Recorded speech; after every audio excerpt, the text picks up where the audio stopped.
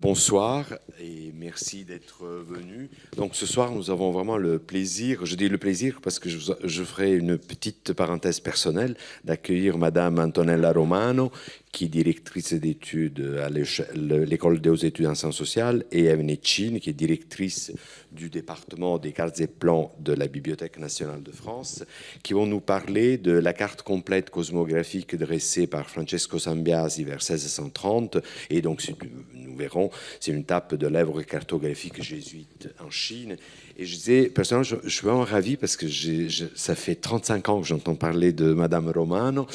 J'ai lu un livre qu'elle a dirigé. Je ne suis pas spécialiste de Chine, mais j'ai dans ma bibliothèque Naples, Rome et Florence, des textes qu'elle avait réunis avec d'autres chers collègues, avec l'École française de Rome. Mais surtout, donc, nous avons la chance donc, de l'avoir ici ce soir avec nous.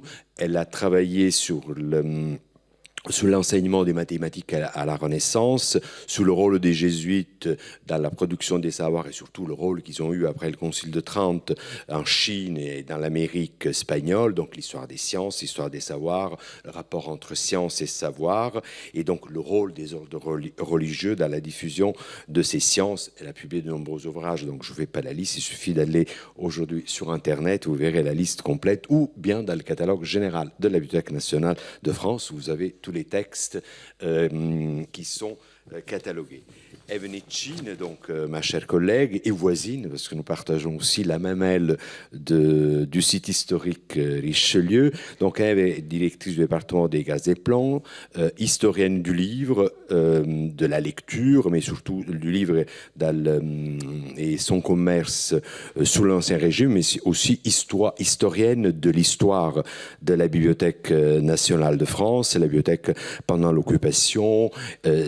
Sont des recherches qu'elle mène actuellement et en particulier, à part ses recherches d'historienne de la bibliothèque et des collections, elle conduit actuellement un programme de recherche sur les cartes dans le cadre d'un plan quadriennal de recherche financé par la Bibliothèque nationale sur la cartographie d'Asie de l'Est à la BNF, où elle accueille régulièrement des chercheurs, un nombre de chercheurs français et internationaux au sein de notre maison. Donc, merci et on vous écoute. Merci beaucoup. Merci à vous. Et je crois que ce micro maintenant fonctionne. Antonella Romano et moi, nous nous sommes fixés un projet à propos d'une carte qui fait partie de la longue filiation des cartes établies par les jésuites en Chine. Nous avons voulu dépasser la prégnance des discours que nous avons reçus et qui sont issus d'une historiographie qui a commencé très tôt, immédiatement après la publication de cet ensemble de cartes, dont celle dont nous allons parler ce soir n'est pas la plus connue.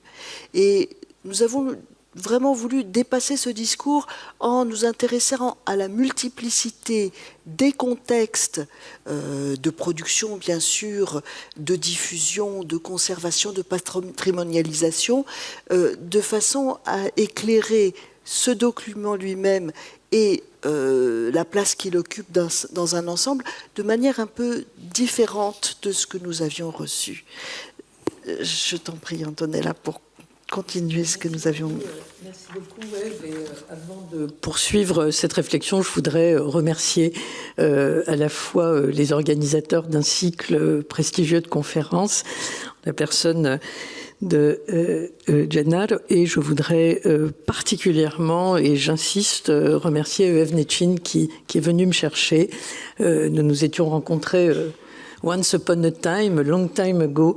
Et puis, voilà, je suis très, très heureuse d'être ici avec elle ce soir et avec vous aussi pour avoir l'opportunité, qui est quelque chose qui n'est pas toujours évident pour un chercheur, une chercheuse, un enseignant, de travailler avec les collègues qui sont dans les institutions de conservation et avec lesquels nous avons beaucoup à faire ensemble pour précisément, comme tu le disais, Ève, essayer d'engager le dialogue pour trouver d'autres manières d'interroger des objets.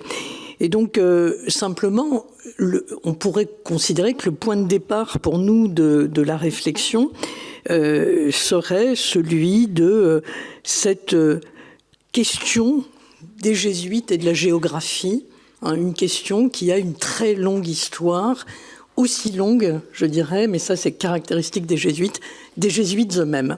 Alors pourquoi cela ? Tout simplement parce que, et je ne vais pas vous refaire une histoire de la Compagnie de Jésus, tout ce que vous avez toujours voulu savoir sans jamais oser le demander, mais vous pourrez demander tout ce que vous voudrez après. Voilà, la Compagnie de Jésus est un ordre qui s'inscrit dans le monde de la catholicité du XVIe siècle, une catholicité traversée par des crises nombreuses dès cette époque, et fondée en 1540, hein, donc nous sommes au milieu du XVIe siècle, en plein concile de Trente, on aura peut-être l'occasion d'y revenir si c'était nécessaire, et dont fondamentalement les caractéristiques, et je ne peux pas développer ce point ici, est d'être à la fois un ordre enseignant et un ordre missionnaire.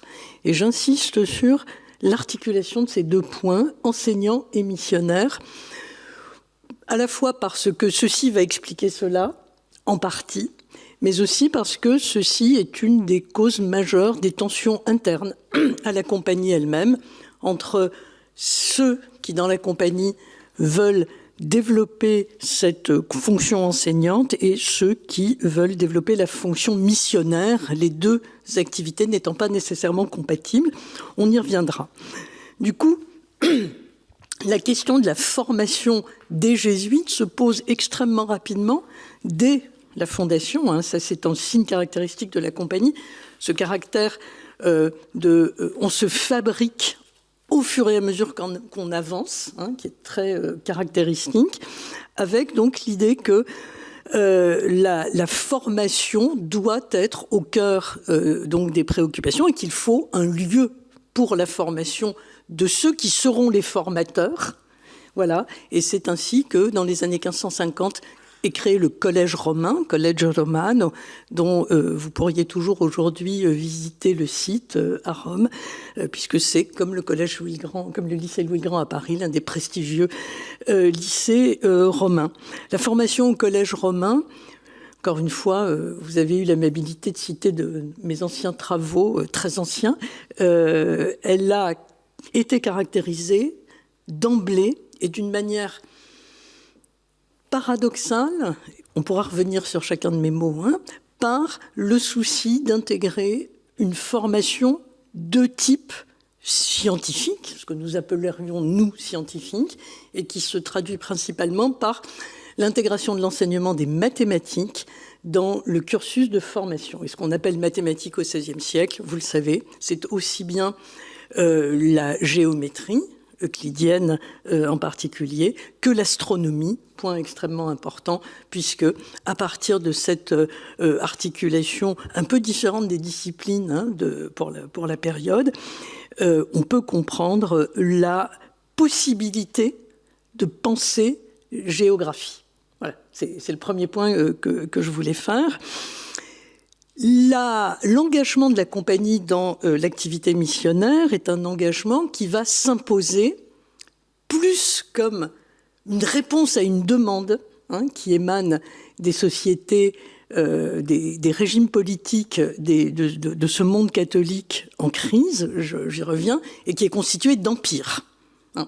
Les deux empires, les deux principaux empires qui nous intéressent ici sont l'empire espagnol et l'empire portugais, les empires ibériques, comme on dit, qui sont très à la mode en ce moment, voilà, et qui ont été très rapidement amenés à demander à la compagnie, ça c'est un point extrêmement important, d'installer dans les extensions impériales de leurs espaces, donc, des lieux de formation à la fois pour des religieux et aussi pour la conversion. Voilà.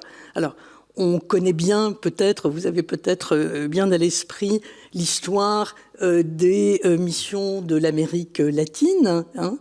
L'histoire des missions commence dès 1543, donc au début de l'histoire de la compagnie, avec cette figure très importante de François Xavier, qui est appelé par le roi du Portugal à aller ouvrir à Goa, dont je vous rappelle que c'est la deuxième capitale de l'Empire portugais. Goa est aussi importante que Lisbonne au XVIe siècle, il faut bien l'avoir en tête. Un collège, pas véritablement, mais un séminaire pour la formation de missionnaires. Et à partir de ce moment-là, le geste qui consiste à quitter Rome, à quitter l'Europe, à quitter les villes pour aller évangéliser le monde est celui par lequel va s'ouvrir donc cet engagement missionnaire. Première direction, très important, donc l'Asie, l'Orient. Voilà. Et c'est dans ce cadre donc que vont commencer à être produites un certain nombre de cartes à l'intérieur d'un ensemble de productions d'objets savants différents. On pourra y revenir. Ce que je veux dire, c'est que les cartes sont un des produits de cette activité missionnaire telle que la compagnie la développe. Je voudrais juste dire un mot comme ça, on y reviendra plus tard dans l'exposé. Les missionnaires ne sont pas des savants. Les missionnaires sont des missionnaires et ils développent des activités de type savant en fonction des territoires sur lesquels ils s'installent, à la demande d'eux. Et on y reviendra à propos de Matteo Ricci. Matteo Ricci n'est pas un cartographe. Voilà. On va commencer mal, si vous voulez, mais c'est le début de l'année, on a tout le temps pour se remettre. Voilà. Cette question donc de l'activité missionnaire et de la formation savante, elle est extrêmement importante parce que si je vous dis cela aujourd'hui d'une manière un peu provocatrice, mais absolument fondée, c'est contre une historiographie, donc c'est-à-dire une histoire de la compagnie qui a voulu développer cette idée d'une activité savante des missionnaires sans véritablement se poser la question de savoir qu'est-ce que ça voulait dire. Ce n'était pas par souci de, par exemple, occulter des choses. Et du coup, j'ai oublié de vous le dire, mais on aurait peut-être pu mettre voilà. Ah, c'est nous, pardon, excuse-moi Ève. Voilà. Il y a donc cette très longue histoire. On pourra revenir sur ces différents exemples. Mais pour terminer ce premier point très rapidement, c'est avec François de Deinville, dont vous voyez la couverture d'un livre extrêmement important qui s'appelle donc voilà, la formation de l'humanisme moderne, un livre qui est publié en 1940 et qui est le point de départ d'une tradition historiographique qui fait de la géographie le cœur d'une activité savante de la Compagnie de Jésus. François de Deinville est un jésuite extrêmement important et ses travaux ont été ensuite abondamment commentés. Voilà. Du coup, vous voyez comment en quelques images, et voilà, entre 1540 et 2025, les jésuites, la Chine et la science sont devenus une espèce de trilogie assez incontournable, et c'est dans cette trilogie qu'on va essayer de vous emmener avec Ève maintenant. Alors, on n'en a pas encore tout à fait fini de cette introduction qui est indispensable. Une des choses indispensables et agréables à laquelle je dois me livrer, c'est de remercier J.C. Zhuang et Florence Adrover. J.C. Zhuang est la chargée de recherche pour les cartes chinoises à la BNF, qui a travaillé sur le chinois des cartes, et nous avons travaillé ensemble. Remercie aussi Florence Adrover, qui a été pendant plusieurs années une chercheuse associée à la Bibliothèque nationale de France, avec laquelle j'ai travaillé sur les missions en Chine, dont cette carte peut-être procède. Enfin, on va en reparler au cours de cette séance, qui se structure très classiquement en 3 parties. Vous ne serez pas impatient plus longtemps, puisqu'on va commencer par la regarder, cette carte. Elle est là, elle est dans la nuit, mais on va la regarder de plus près avec l'aide de la caméra qui vous permettra de voir tous les détails. On va la regarder dans sa matérialité, dans sa composition, son langage, dans la vision du monde qu'elle propose. Et puis ensuite, parce que vous avez vu, c'est pas une histoire banale. On n'est pas en train de vous réciter ce qu'on a trouvé dans les histoires, dans les livres qui d'ailleurs sont assez silencieux sur la carte de Sambiasi, qui est dans une des étapes. Le deuxième temps de notre propos nous permettra de vous montrer un petit peu les sources disponibles, des sources principalement cartographiques, côté Chine et côté production jésuite. Et puis, on se penchera sur l'itinéraire de cette carte et ce qu'il révèle du point de vue de la patrimonialisation de ce type d'objet et de ce que ça nous apprend sur l'histoire d'une institution nationale comme la Bibliothèque nationale de France, qui ne fait jamais les choses gratuitement, ni pour rien. Je vais me rapprocher de cette carte et de la matérialité dont je vous parlais. C'est pour ça que j'ai ce petit micro-baladeur. Il faut encore que je franchisse sans encombre cet espace. Cette carte, elle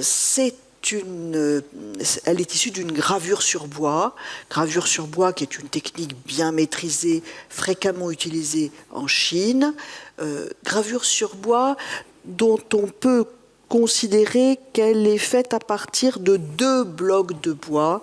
Si vous regardez bien ici, je ne vois pas ce qu'on vous montre. Oui, vous voyez qu'ici, il y a une petite rupture dans l'impression qui n'est probablement pas due à des défauts d'ancrage, mais plutôt à 2 blocs de bois séparés.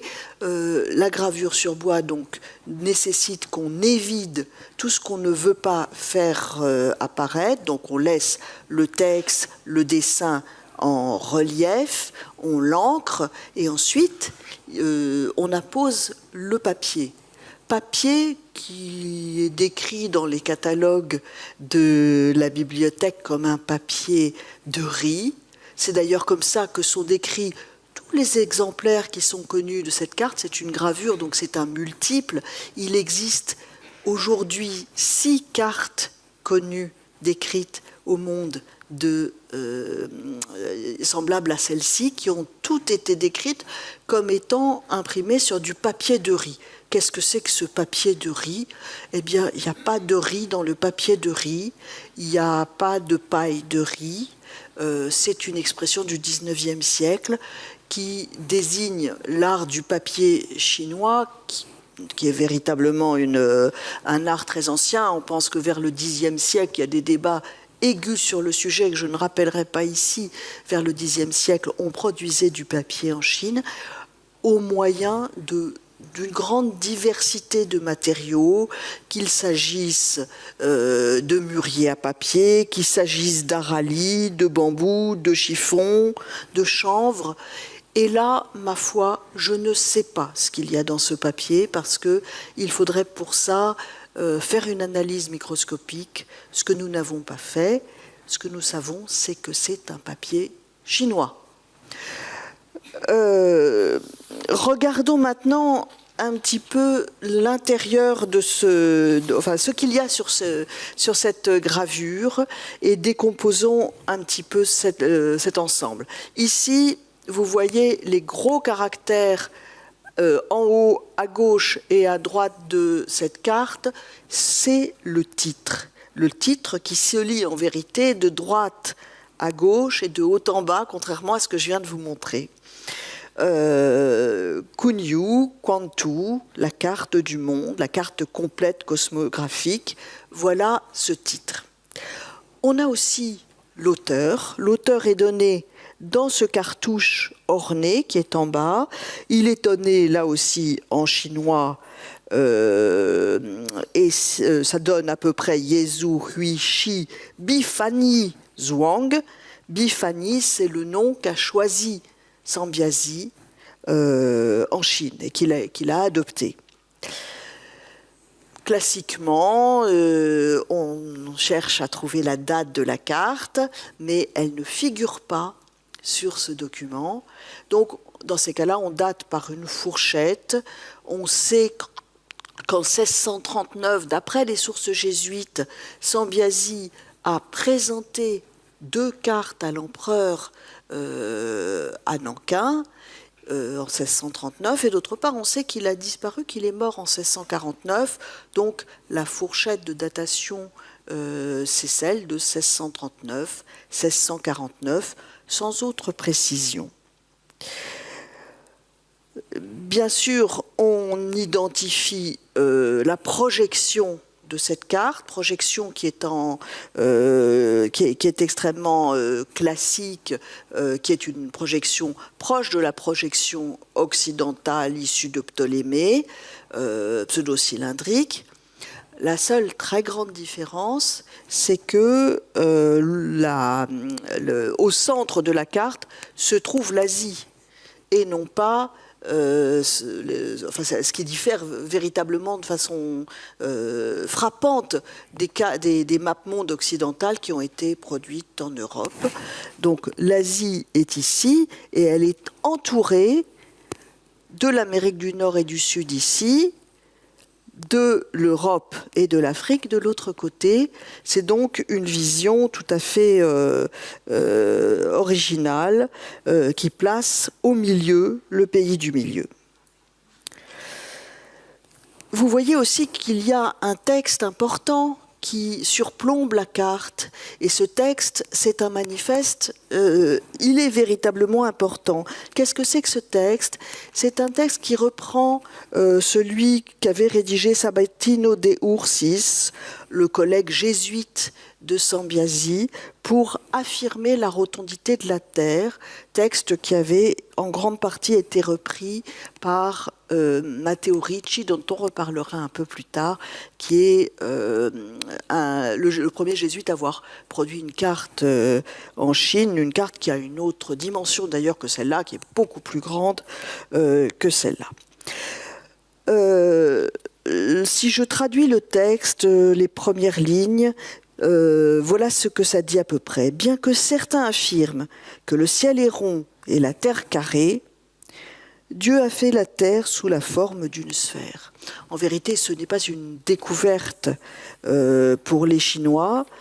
La conception, en fait, ce qui est véritablement une rupture, c'est une conception géométrisée de l'espace. Ça, c'est une rupture. Donc, une conception géométrisée issue de la géographie de l'Antiquité, ça, c'est une rupture. On voit aussi un certain nombre de diagrammes sur cette carte.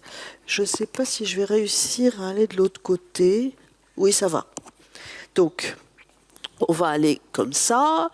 On voit ici très bien les 12 ciels du système aristotélicien. Enfin, les 12, il semble qu'il manque le 11e, mais ce n'est pas absolument dramatique. On voit ensuite ici les phases de la Lune. Ensuite, on voit ici la rotondité de la Terre. Ici, les 4 éléments et leurs relations entre elles. Non, c'est là-bas les phases de la Lune.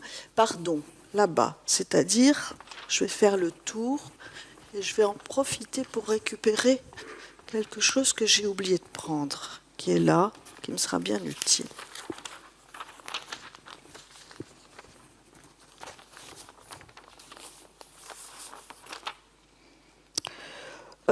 Ici, une éclipse qui est donc dessinée, et là, les grands cercles avec l'équateur, les tropiques, le plan de l'écliptique. Voilà donc affirmé dans cette carte un système astronomique décrit de façon très précise. On va rentrer maintenant dans la carte, dans la partie cartographique, et regarder un peu comment ça se passe. Alors, les grands continents, celui qui frappe en premier, c'est celui-là, que nous ne connaissons plus aujourd'hui, qui est Magellanica, le nom est ici. Magellanica, qui est un principe qui figure sur la plupart des cartes occidentales de cette période, sur le bon principe que s'il y a un continent arctique au nord, il faut qu'il y en ait un aussi au sud, sinon il y a des problèmes d'équilibre. Donc, vous voyez à quel point les cartes de cette période ne sont pas seulement des objets de certitude, mais aussi d'hypothèse. Et ça, c'est pas une rareté, c'est le principe de ce que c'est qu'une carte dans cette période et que nous avons en fait à peu près oublié aujourd'hui. Je voulais donc vous montrer aussi l'ensemble des continents. Donc ici au nord, pendant avec le Magellanica, vous voyez le Groenland, qui est peut-être situé d'une manière dont nous n'avons pas l'habitude, mais dont nous connaissons l'importance, évidemment. Vous voyez le nom de l'Europe ici, l'Afrique qui est là. Pour l'Amérique du Nord et du Sud également, les noms sont inscrits dans des diagonales qui sont un peu difficiles à suivre parce que ça se mélange avec les autres caractères. Je le vois ici, comme cela. Il faut suivre comme ça. Et on va maintenant rentrer dans la partie chinoise véritablement de cette carte. Comme dans la plupart des cartes chinoises que je vous montrerai, je ne sais pas comment je vais l'attraper, oui, comme ça. On voit très bien le désert de Gobi. On voit aussi cette muraille, cette petite palissade qui est loin d'être la muraille continue qu'évoque pour l'Empire Ming la tradition, qui est beaucoup plus restreinte et limitée. La voilà, je ne sais pas si on la voit bien, parce que je n'arrive pas à regarder aux deux endroits. Le nom de Chine qui est là, qui n'est pas Daming comme Ricci désignait la Chine, mais qui est plutôt Zonghua, la Chine, l'espace du milieu, la Chine au sens culturel du terme, qui est un terme donc postérieur. Et la Chine est donc environnée par la Corée, qui est là, le Japon. Il y a... j'ai beaucoup de mal à l'envers comme ça. On voit ici... oui, le Japon qui va jusqu'à Kyushu. On voit Fujian aussi, et on voit en face, on voit Taïwan que je suis en train de chercher, qui est là, je crois. Voilà. Donc une toponymie qu'il s'agit de caractériser. Cette toponymie, en fait, il y a à peu près 185 titres toponymes sur cette carte, dont l'immense majorité, 175, est issue soit de Matteo Ricci, soit d'Aleni, dont on reparlera tout à l'heure, sans qu'il soit très facile de distinguer d'où vient quoi, parce qu'ils ont dialogué entre eux. Donc c'est une affaire compliquée. Et puis, je ne vous ai pas montré les textes aussi. Il y a une abondance de textes sur cette carte. Ce n'est pas rare de trouver des textes dans des cartes, dans les cartes occidentales en tout cas, qu'évoquent ces textes. Ils évoquent pour le pôle Nord la durée du jour et de la nuit. Pour l'Afrique, on évoque les crocodiles. On précise aussi quelle est la commanderie militaire de la région de Nourgan. Pour Magellanica, on précise que Magellanica produit des épices, mais que c'est extrêmement difficile de travailler avec les habitants parce que ce sont des vrais barbares. Ces textes reprennent pratiquement in extenso les textes de la carte de Matteo Ricci, Et d'autre part, il est intéressant, d'autant plus par rapport à ce que tu as dit tout à l'heure, Antonella, de constater que plus du quart de ces textes concernent l'Amérique du Sud. Ce qui n'est évidemment pas un hasard quand on pense aux jésuites. Où en suis-je? Voilà, je me perds dans mes papiers. Bon, maintenant, il faut qu'on comprenne sur quelle base s'est fait le choix de Sambiasi pour tenir ce discours. Et pour ça, il faut qu'on explore les différentes expressions cartographiques, qu'elles soient chinoises ou non, qui furent à la disposition de Sambiasi ou qui étaient connues par Sambiasi. On va pour cela... Oui, je t'en prie. Non, je t'en prie. Tu allais faire un commentaire. Oh non, pas du tout. Je voulais simplement, en effet, revenir pendant qu'on bascule sur... on revient vers le PowerPoint, hein, sur le point qui est fondamental ici. On a une carte du monde. On reviendra sur cette proposition de carte du monde. Hein, c'est absolument fondamental, qui est absolument sinocentrée, mais qui est construite sur un modèle épistémologique européen. Voilà, c'est ça qui est au cœur de l'intérêt pour nous de regarder cette carte. Alors, comme l'a dit Ève, on va y revenir, il y a une histoire qui permet d'arriver à cela, mais les choix sont très clairs. On reviendra aussi sur un point très important qui a été la datation. Ève a dit très justement... on ne peut pas donner l'année. Au fond, c'est pas très important. Ce qui, en revanche, est absolument fondamental, c'est cette période 1639-1649. Hein, pour celles et ceux d'entre vous qui sont un peu familiers de l'histoire de la Chine dans cette période, on est en pleine guerre et en plein effondrement de la dynastie des Ming et recomposition de quelque chose qui deviendra la nouvelle dynastie.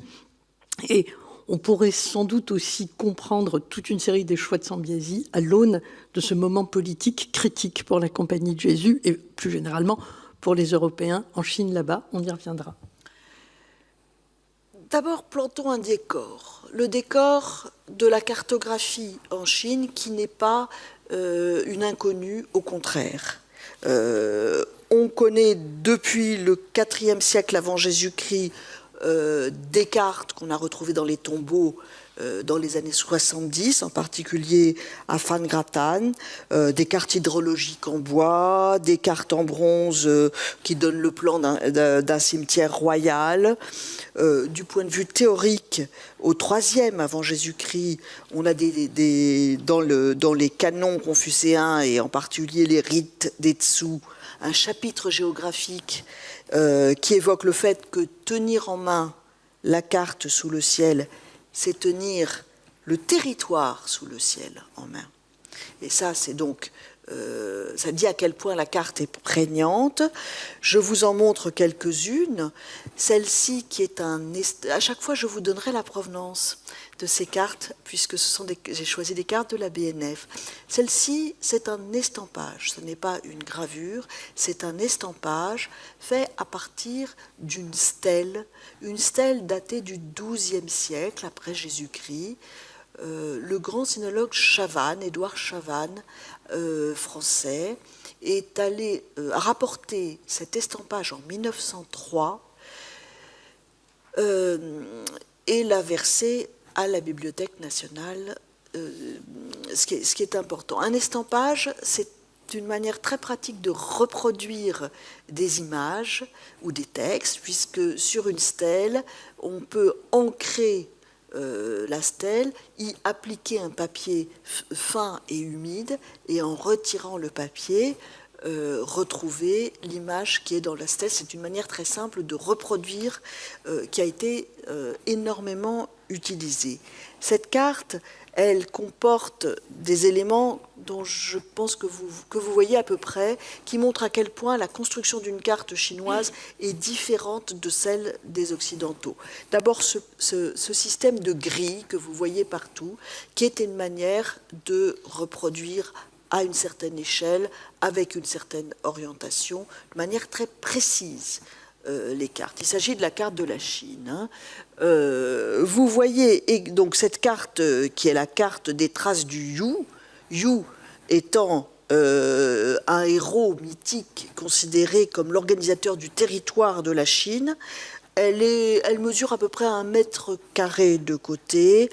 Elle a été trouvée dans une école à Xi'an, et maintenant, donc dans une école où les élèves pouvaient prendre cette carte en estampage et donc garder les documents dont ils avaient besoin.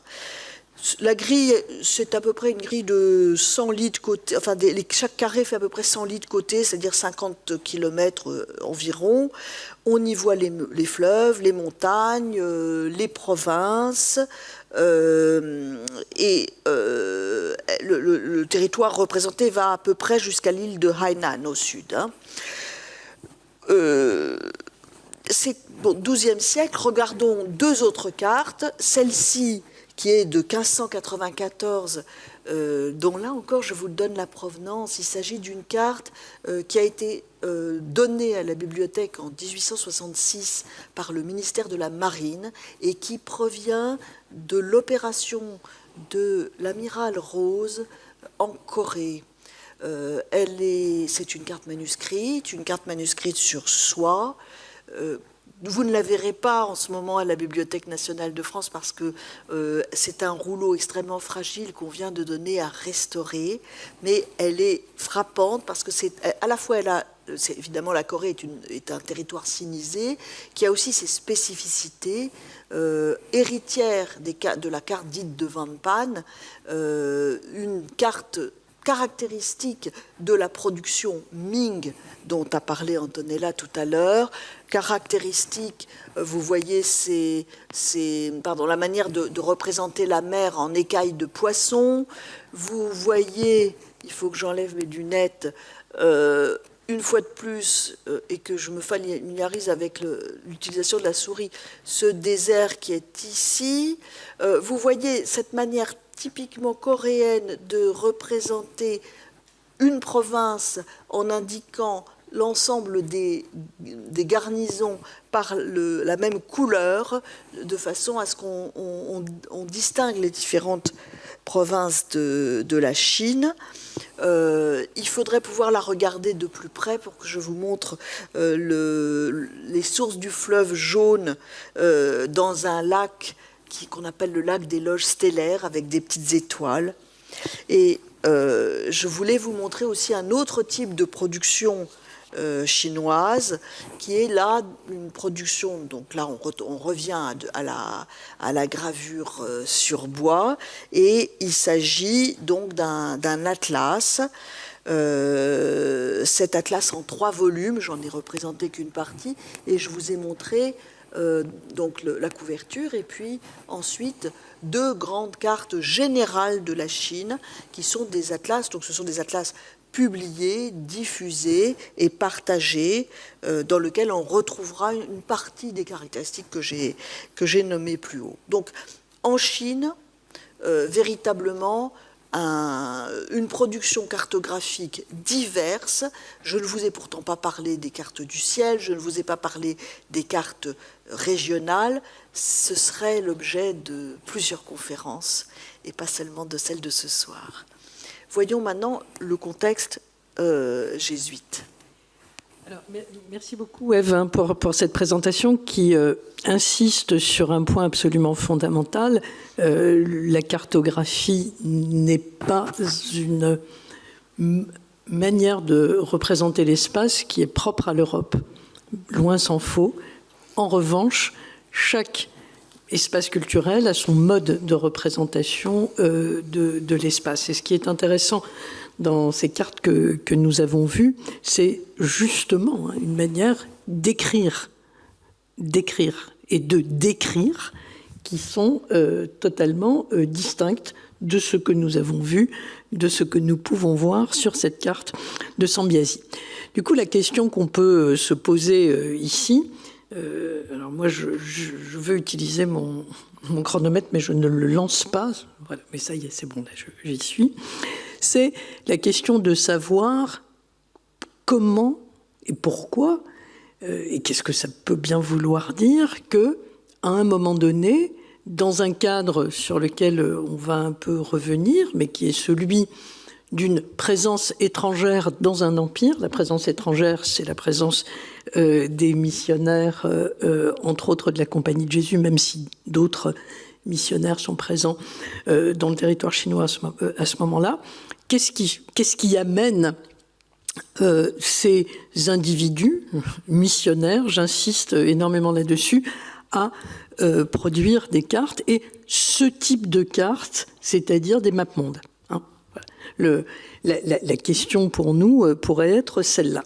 Alors, je reviens très rapidement sur ce que j'avais esquissé dans l'introduction de notre propos, à savoir que donc, la Compagnie de Jésus est un ordre missionnaire et éducatif. Hein. J'ai remis ici les dates essentielles pour que vous compreniez plus précisément ce que j'avais dit. Le rôle du Portugal est absolument fondamental hein, pour comprendre la présence orientale des missionnaires, jésuites en particulier, mais pas que. Beaucoup plus que le rôle de l'Espagne, hein, par exemple, c'est absolument fondamental. Et ce qui est aussi important, et c'est pourquoi j'insiste là-dessus, hein, c'est ce que j'appellerais ici avec nous ce soir la médiation japonaise dans les transferts de dispositifs cartographiques. Voilà. Et c'est ça que je voudrais rapidement développer avec vous. Et puis, il y a donc ces premiers éléments avec les premiers Portugais au Japon, François Xavier, qui, depuis Goa en 1543, arrive au Japon en 1549.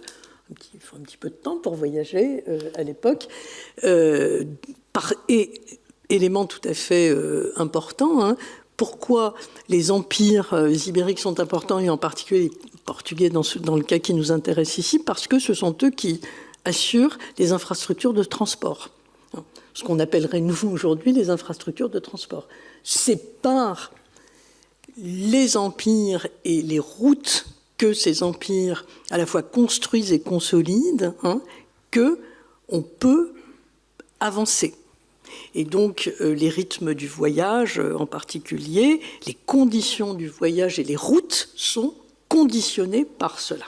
Hein, c'est un petit détail qui n'est pas inintéressant à garder à l'esprit. Et puis, donc, je vous avais mis quelques petits repères chronologiques sur l'entremêlement hein, de la dimension missionnaire et de la dimension éducative.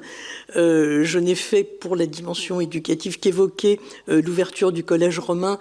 Il aurait fallu que je multiplie les dates pour évoquer avec vous la multiplication des ouvertures de collèges jésuites, en particulier en Europe, hein, dans cette seconde moitié du XVIe siècle. Il y a une densification, une accélération tout à fait considérable qui a porté des conséquences, enfin, qui a eu des conséquences tout à fait importantes hein, sur la transformation de la culture catholique européenne de la période. Et puis vous voyez aussi en parallèle cette présence de plus en plus massive de la compagnie à l'échelle du globe. Hein. Les jésuites en Éthiopie, les jésuites au Pérou, en Nouvelle-Espagne, à Macao, etc. Voilà. Et pour la Nouvelle-Espagne d'un côté et la Chine de l'autre, j'y insiste, hein, tout ceci en lien véritablement avec l'évolution, les transformations des empires. Alors, un élément qui peut vous paraître anecdotique, mais qui nous semblait important d'évoquer ici, c'est cet épisode qui est, à mon sens, tout à fait fondamental pour expliquer cette rencontre bricolée, voilà, hein, entre des expériences cartographiques et enfin des épistémologies de l'espace, si on veut être bêtement savant, différentes. La Compagnie de Jésus donc s'installe d'abord au Japon. Elle commence à fructifier dans cet archipel tout à fait important.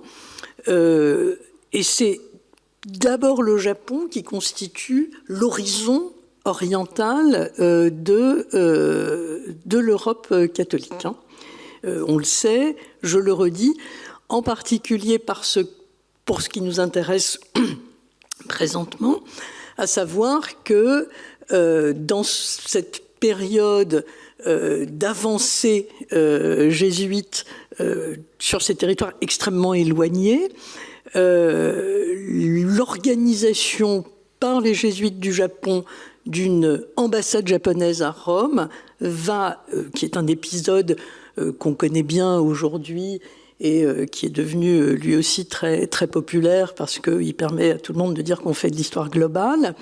Cet épisode, il nous intéresse parce que, donc, et vous avez l'itinéraire de ces 4 jeunes japonais qui quittent Nagasaki en 1582 pour arriver à Rome en 1585 et pour retourner à Nagasaki en 1590, donc un petit voyage de 8 ans qui forme la jeunesse, là pour le coup, puisque ce sont des adolescents, comme vous pouvez peut-être le voir, qui sont envoyés du Japon à Rome pour faire preuve de l'importance de la conquête spirituelle du Japon d'une part, et pour que eux-mêmes, revenant chez eux, puissent être, et l'expression est du jésuite qui est à l'origine des papiers vivants, des mémoires vivantes de ce qu'ils auront vu en Occident.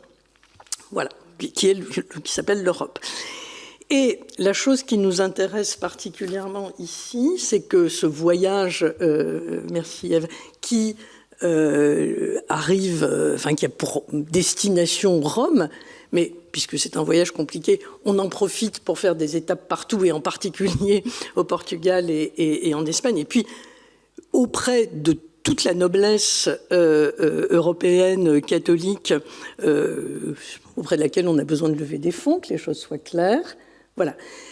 Une étape importante pour ces 4 ambassadeurs japonais, je garde des guillemets, c'est la visite de Padoue et de son université bien connue, mais aussi de son jardin botanique. Et ce petit épisode totalement anecdotique est absolument fondamental, puisque, comme vous le voyez, je vous donnerai la source du texte plus tard. C'est à l'occasion de la visite du jardin botanique de Padoue que ces 4 jeunes Japonais reçoivent en hommage, pour le ramener au Japon, comme vous le voyez, le Theatrum Orbis Terrarum d'Abraham Ortelius. Je vous avais mis en prenant un frontispice qui n'est pas de la Bibliothèque nationale. Je m'en excuse auprès d'Ève. Voilà. Ainsi que l'Atlas des villes du monde. Voilà. Ce petit épisode, pourquoi est-ce qu'il est intéressant ? Parce qu'il constitue la preuve matérielle de la manière à travers lesquelles des objets aussi à la fois complexes et importants que les cartes circulent dans ce moment de l'histoire des relations entre l'Europe et l'Asie. C'est tout à fait fondamental, comme est fondamental le fait que c'est à l'aune de cet atlas que la modélisation de la représentation européenne de l'espace va circuler dans le monde asiatique. Et j'en veux pour preuve le fait que dans les décennies qui suivent, et de manière tout à fait indépendante des échecs ou pas de l'évangélisation, je mets des guillemets, du Japon ou de la Chine par les missionnaires, le modèle épistémologique ptoléméen que l'on voit sur la carte de Sambiasi va continuer à être approprié, comme vous le voyez ici, sur un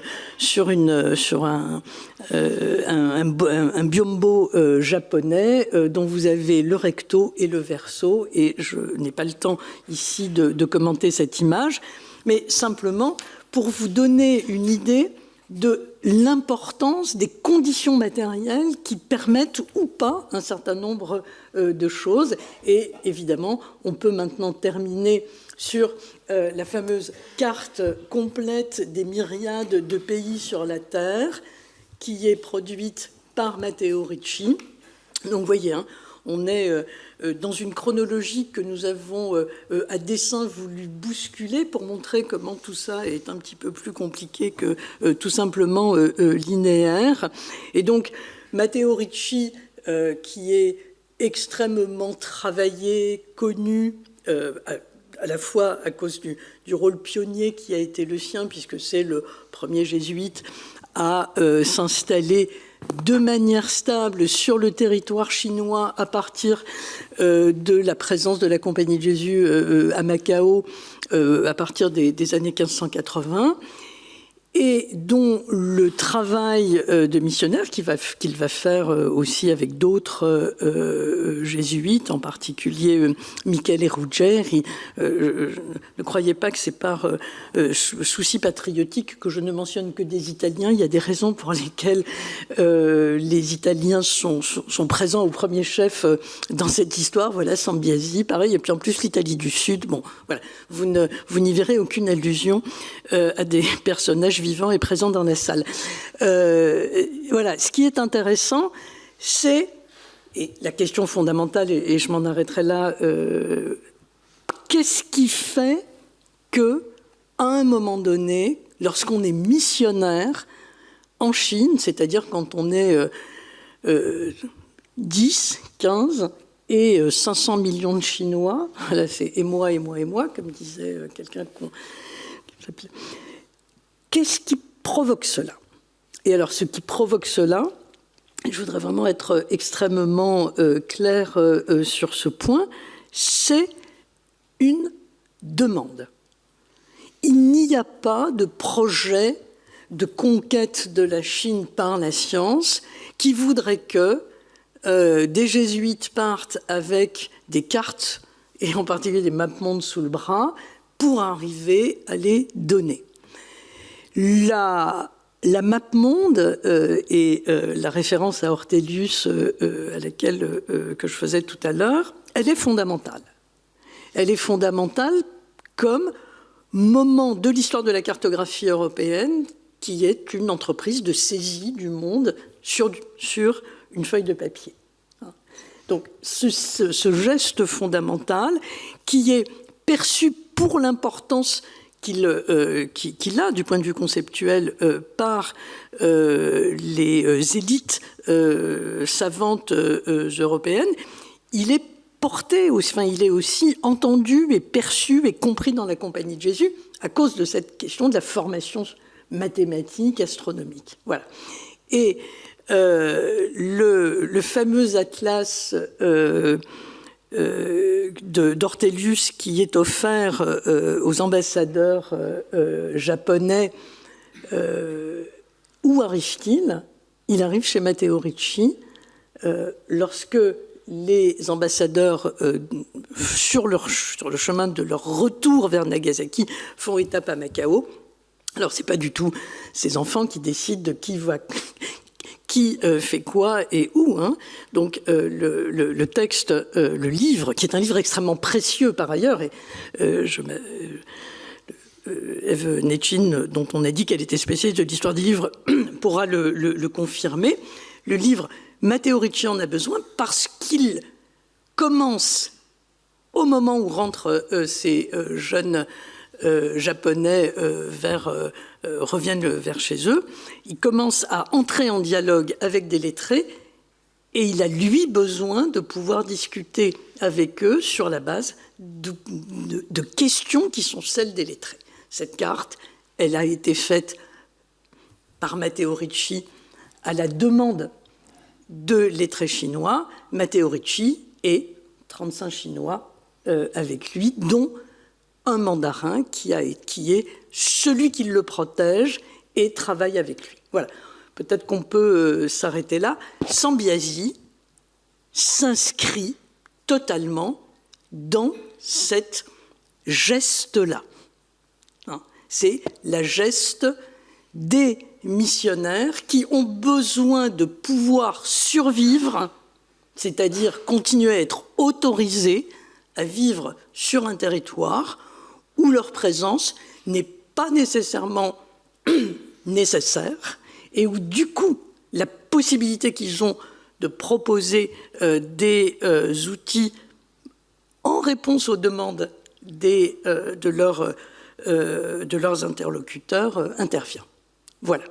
Sur Sambiasi, il y a très peu de choses à dire. Je pourrais vous les dire dans la discussion.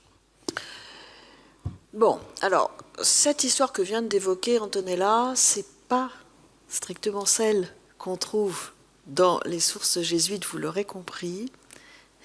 Ce que je vais vous dire maintenant, c'est à peu près pareil, c'est-à-dire que c'est une reconstruction que nous sommes en train de faire. Pourquoi, à la Bibliothèque nationale de France, on trouve cette carte? D'où vient-elle? Comment se situe-t-elle au milieu de 500 cartes d'origine chinoise? Cette carte est produite en Chine et à la Bibliothèque nationale de France, quand nous avons lancé le programme Cartasia évoqué par Gennaro Toscano tout à l'heure, nous en avons trouvé environ 500, dont une centaine qui sont chinoises, d'autres qui viennent du Japon, de Corée, un petit peu du Vietnam aussi. Et qu'est-ce que ça a représenté pour le département des cartes et plans de la Bibliothèque nationale de réunir cette collection? C'est la dernière partie de ce que je voudrais évoquer avec vous. Et croyez-moi, c'est pas une volonté d'érudition que je voudrais, qui nous a nourris en lançant ce programme et en essayant de comprendre la provenance de ces cartes. C'est plutôt une volonté de comprendre à quoi elles servent. Quel a été le dessein de ces cartes? Pourquoi on les a réunies? Pourquoi on les a constituées en tant que collection? Pour ça, évidemment, pour étudier tout ça, il faut se livrer à une recherche de provenance. Travailler sur les provenances des documents, c'est quelque chose qu'on fait maintenant de manière récurrente dans les institutions patrimoniales françaises. Les techniques sont connues depuis longtemps, mais on s'est mis dans les 15 dernières années peut-être, enfin avec une chronologie qu'on pourrait préciser, à travailler de manière de plus en plus systématique, d'abord sur les provenances liées à la Seconde Guerre mondiale, sur la manière dont les collections des institutions patrimoniales françaises se sont nourries des événements liés à la Seconde Guerre mondiale, à la collaboration, au régime de Vichy, aux spoliations qui ont pu avoir lieu. Et puis, dans un deuxième temps, l'accent a été mis aussi sur ce qui s'est passé au XIXe siècle et sur l'ensemble des objets qui sont issus de collections qui ont été constituées au cours du XIXe siècle. Les techniques de recherche qui sont utilisées, je vais vous les montrer, c'est à peu près les mêmes dans tous les cas. Il s'agit de regarder ce qu'il y a comme traces sur les documents, de chercher donc des marques de provenance, de se rapprocher des registres d'entrée, des inventaires, de toutes ces sources qui étaient relativement difficiles à trouver quand on n'était pas professionnel et qui sont maintenant partagées avec un groupe de chercheurs beaucoup plus large. Et c'est ce qu'on va faire ensemble en revenant vers la carte et avec l'aide du caméraman qui nous montre tout. Quand j'ai décidé de préparer cette conférence pour vous avec Antonella, j'ai bien regardé cette carte. Et j'y ai vu ici la trace, le numéro du don qui marque la provenance de la carte. Tiens, c'est un don.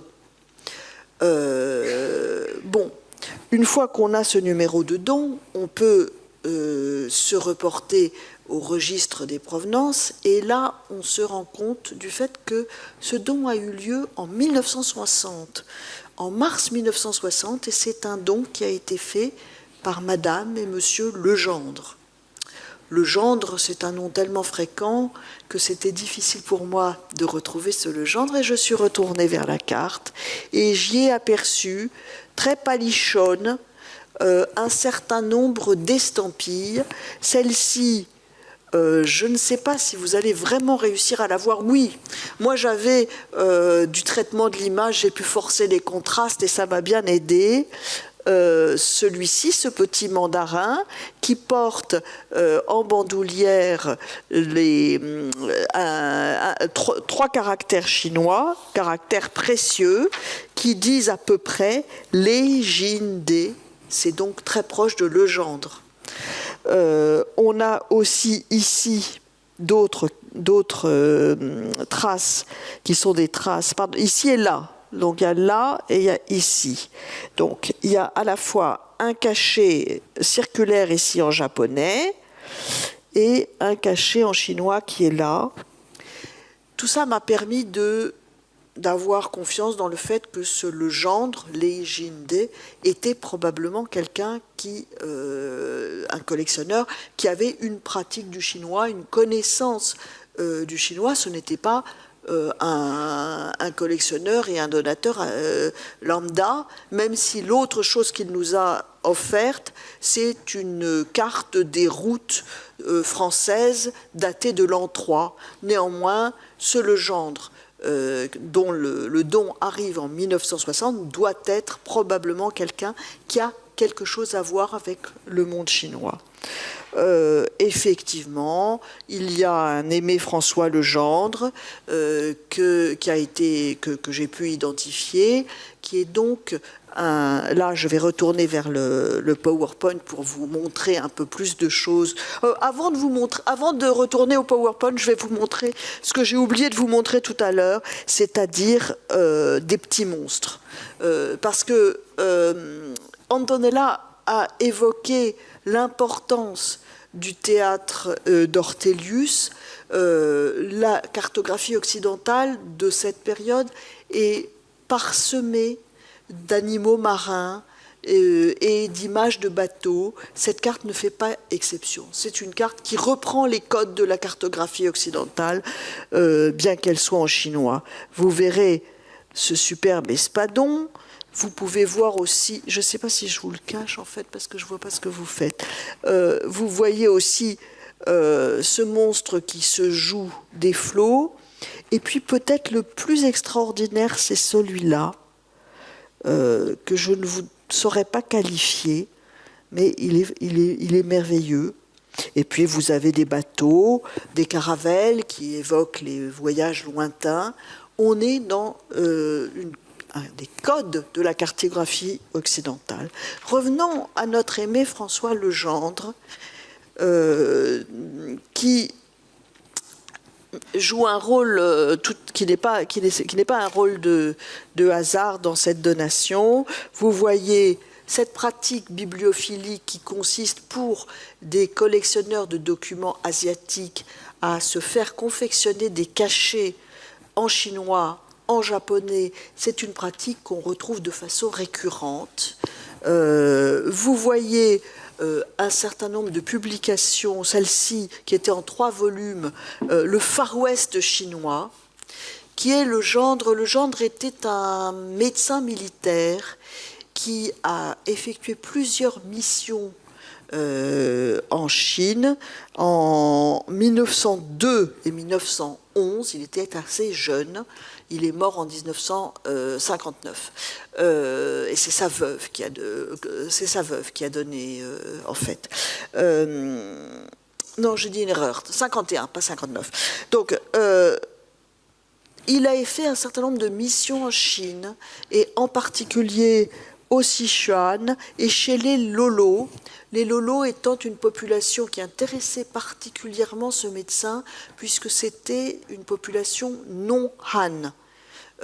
Et donc, il y cherchait une étude anthropologique du type de Broca, il y cherchait à identifier un certain nombre de populations pures. Il a étudié les Lolos, il en a étudié d'autres, et il a pris un certain nombre de photos.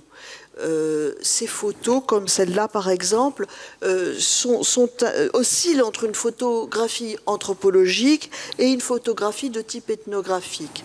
Il y a les deux. Donc, bon, il connectait des documents. Mais d'où vient cette carte? Est-ce qu'il l'a acquise sur place? Est-ce qu'il l'a acquise en Occident? Eh bien, on n'en sait rien. On n'en sait rien et on ne sait rien de la collection de ce Legendre, dont les 2 cartes qu'il a offertes à la bibliothèque constituent donc une partie émergée. Mais on ne sait pas s'il était collectionneur de cartes. Il est probable que cette carte, il ne l'a pas emportée dans ses missions, mais c'est un trophée qui évoque son parcours et le lien volontaire qu'on peut tracer entre les jésuites beaucoup plus du XVIIe siècle et puis ce personnage du début du XXe siècle, la fin du XIXe, du début du XXe siècle. C'est un peu une allégorie de ce que constitue cette collection à la Bibliothèque nationale, la collection des cartes chinoises. Parce que la Bibliothèque nationale de France est souvent créditée d'avoir été à l'origine de d'avoir fait partie des lieux originels de la Fondation de la sinologie française. Et il est vrai qu'une partie du fonds manuscrit de la bibliothèque, du fonds du département des manuscrits, a été versé par les jésuites envoyés au XVIIIe siècle par Louis XIV, puis Louis XV, qui revenaient avec des livres. Cette origine extrêmement honorable et ancienne et le fait de relier l'histoire de la Bibliothèque nationale à ses origines royales a un certain nombre de fondements pour les manuscrits et pour les livres imprimés peut-être, mais pas pour les cartes. Quand nous avons étudié les 500 cartes dont je vous ai parlé tout à l'heure, nous avons constaté quel type de provenance.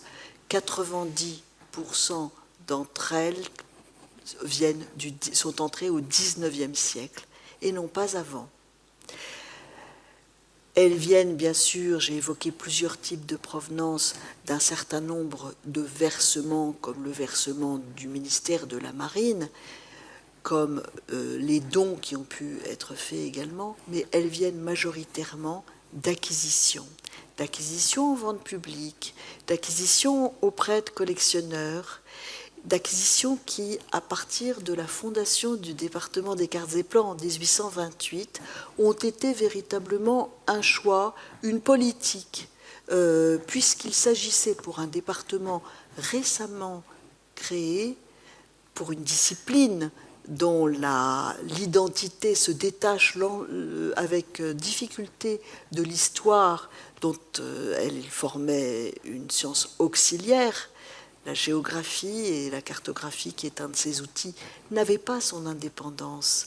Et quand on crée le département des cartes et plans en 1828, il s'agit de prendre appui et modèle sur le département des manuscrits et de construire des monuments, de se doter de monuments. Les monuments, ce sont bien sûr les très beaux portulans que possède aujourd'hui la Bibliothèque nationale. Ce sont aussi les globes anciens. Ce sont enfin ces cartes produites en Chine, produites au Japon, produites en Asie, qui évoquent l'image de l'universalisme, qui est le choix fait par la bibliothèque pour évoquer sa légitimité et son histoire nationale. J'espère avoir éclairé l'histoire de cette carte, mais à partir d'un ensemble un peu plus vaste, et arriver maintenant à la conclusion de ce que nous voulions évoquer ce soir. Cette carte garde une partie de son mystère.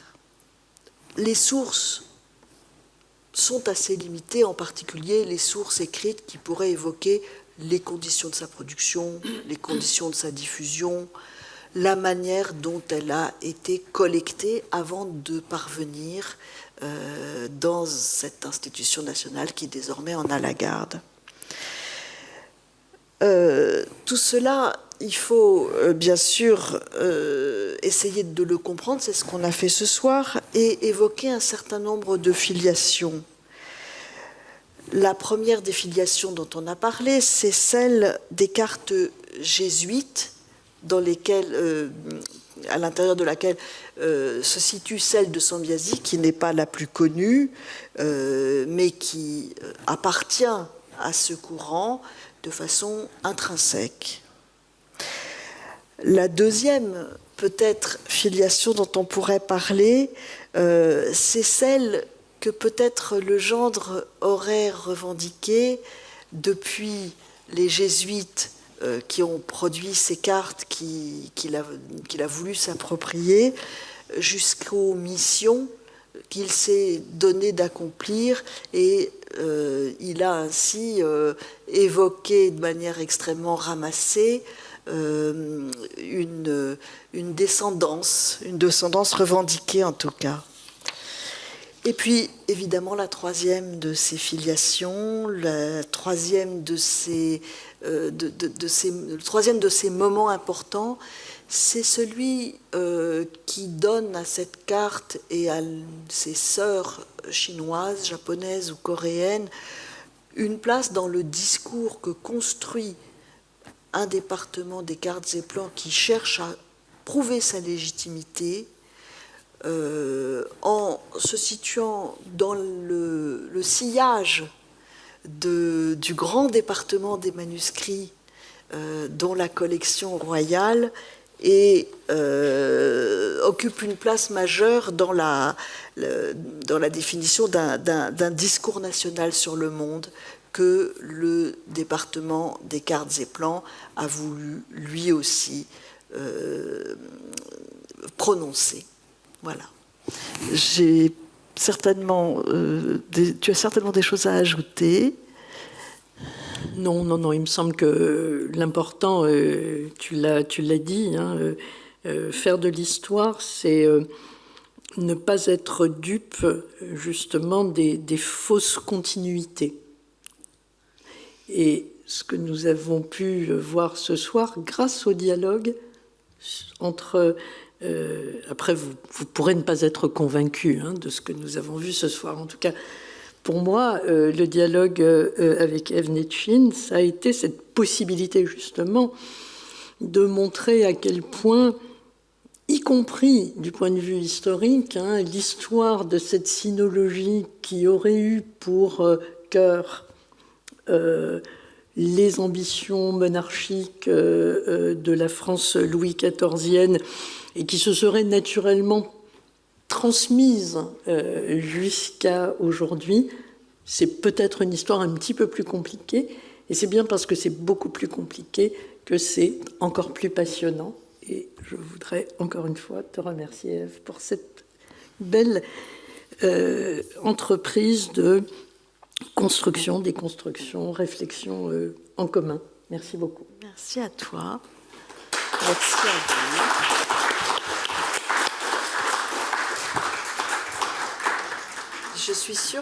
Je suis certaine que vous allez vouloir la regarder, cette carte, et peut-être dialoguer avec nous. À vous la parole.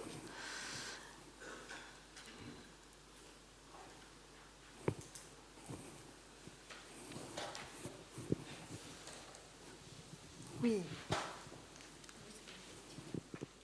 Merci. Bravo. Très, très bel enrichissement pour moi personnellement, effectivement. Alors, j'aurais vraiment beaucoup de questions. Combien de temps ça vous a mis, effectivement, le fait de vouloir commencer à travailler ensemble, d'une part? Pourquoi cette carte, effectivement, quand on voit maintenant les globes, n'a pas été prise en considération, entre guillemets? La notion du Groenland, où se situe-t-elle? Pourquoi? Et c'est vrai que j'aurais énormément de questions, mais bon, je vais m'arrêter là pour le plaisir des autres. Merci. Comment répondre?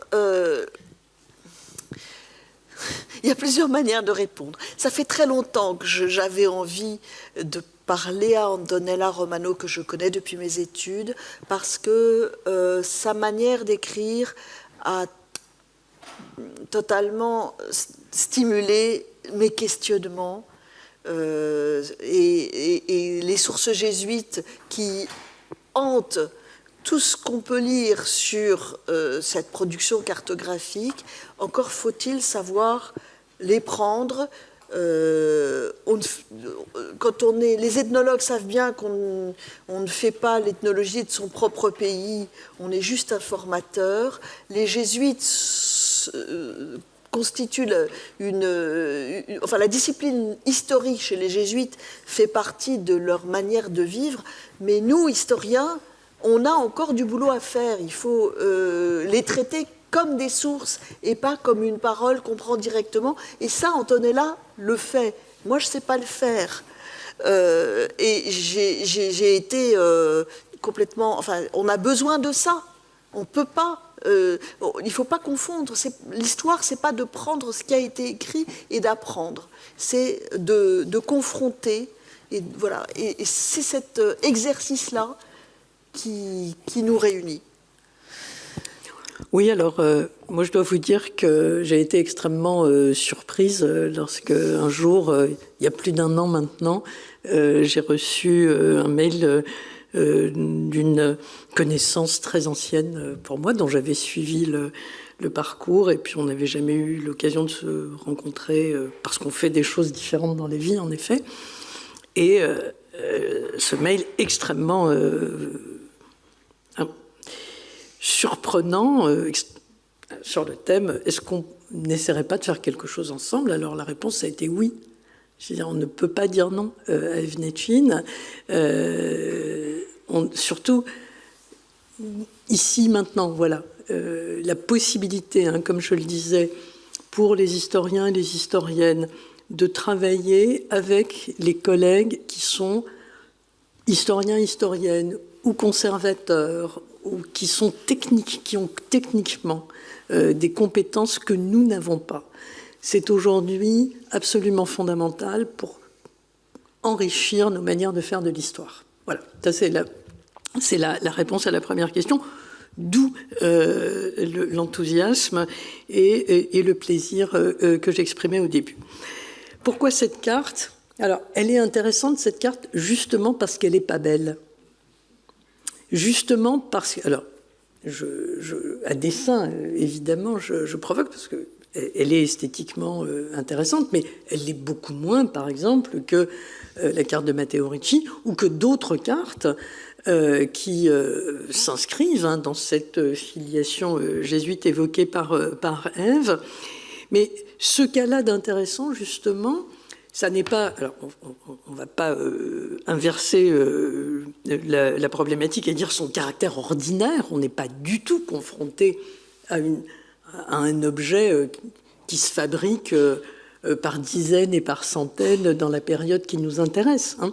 Mais précisément parce qu'elle est moins visuellement attirante, parce qu'elle a ce format plus petit, parce que il y a toutes ces questions qu'on continue à avoir sur ces conditions de production.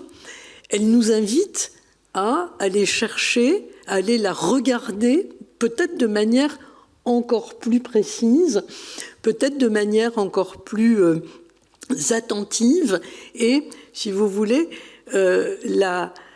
son caractère moins attractif la rend beaucoup plus intéressante. Voilà. Et ça, c'est vraiment quelque chose qui est pour nous fondamental. C'est pas parce que c'est clinquant que c'est mieux ou plus riche. Voilà. Et ici, c'est tout à fait le cas. Alors, du coup, je saute sur l'occasion pour revenir sur, par exemple, cette présence du Groenland. Alors évidemment, je pense que Ève était soucieuse de mentionner un espace géographique qui nous touche tous et toutes aujourd'hui. Je n'ai rien dit d'autre que ce que tu as dit. Alors, elle a dit quelque chose qui est absolument fondamental en lien entre le Groenland et cette masse, voilà, Magellanica. Alors, elle a dit quelque chose qui est vraiment fondamental, c'est-à-dire qu'une carte, dans l'époque qui nous intéresse, ça n'est pas uniquement le résultat de savoir confirmé. C'est l'espace d'expression des manières à travers lesquelles se formulent des questions encore à l'époque. Et cette carte en particulier, ce qui n'est pas le cas de celle de Matteo Ricci, elle pose de manière extrêmement intéressante la question des pôles nord et sud. Voilà. Ça, c'est pour nous quelque chose de tout à fait intéressant. Et on pourrait, là, développer beaucoup plus longuement cette référence à ce continent qui serait le pôle sud et qui est appelé Magellanica. Voilà, on a des collègues tout à fait brillants. Il y a une jeune génération d'historiens de la cartographie qui sont excellemment accueillis par la Bibliothèque nationale, il faut bien le dire aussi, qui travaillent sur ces questions-là aujourd'hui. Et pour nous, par exemple, vous voyez, c'est un élément tout à fait intéressant. Le deuxième élément sur lequel on aurait pu longuement commenter et dire pourquoi cette carte est importante, c'est cette représentation de la muraille de Chine.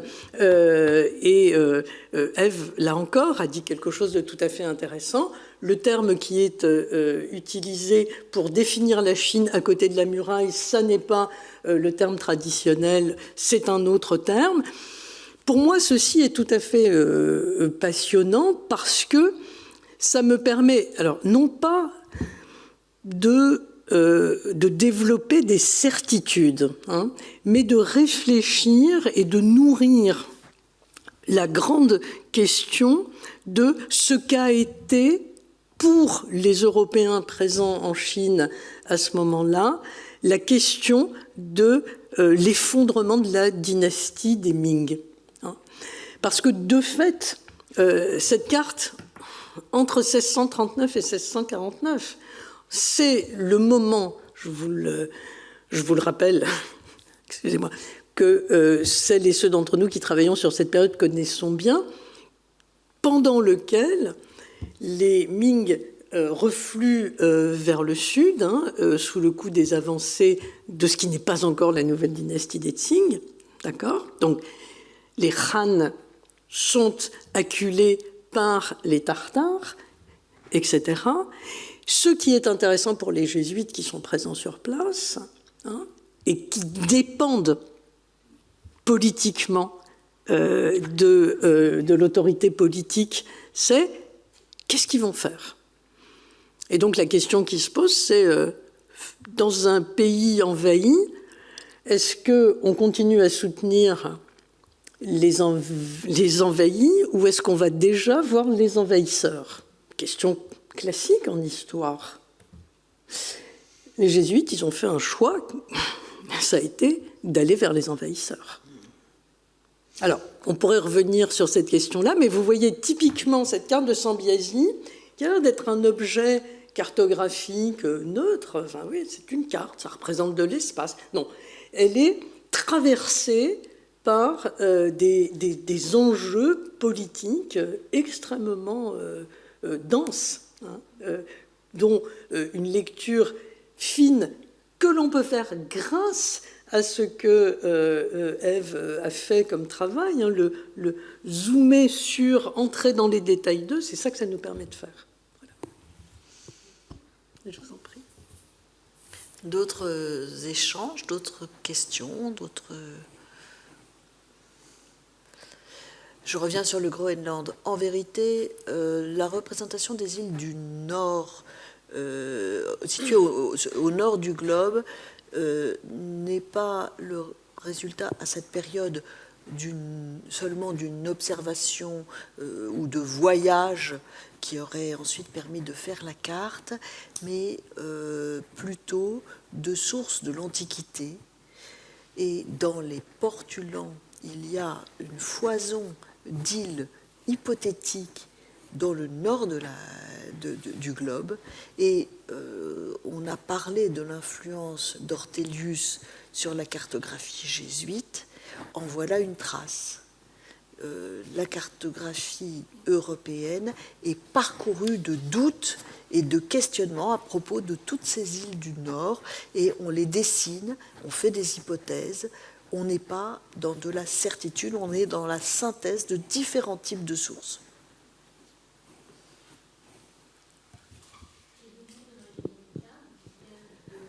En fait, de toute façon, le détroit de Magellan, qui est aussi commenté sur la carte, j'en ai pas parlé, on explique sur cette carte qu'il a fallu 60 ans pour le trouver. Magellan est connu des jésuites, et les jésuites font une cartographie à partir de ce qu'ils connaissent. Voilà, simplement c'est en chinois, pour pouvoir, de toute façon, tous les jésuites de Chine ont appris le chinois, les chinois, ils ont diverses pratiques du chinois suivant les personnes. Et c'est une filiation. Je vous remercie beaucoup pour tous ces échanges. À bientôt. Merci beaucoup. Merci. Je t'en prie. Voilà, merci à vous et on vous donne rendez-vous le 27 janvier sur un tout autre sujet, sur la galerie des Orléans au Palais Royal et leur reproduction par la gravure à la fin du XVIIIe siècle.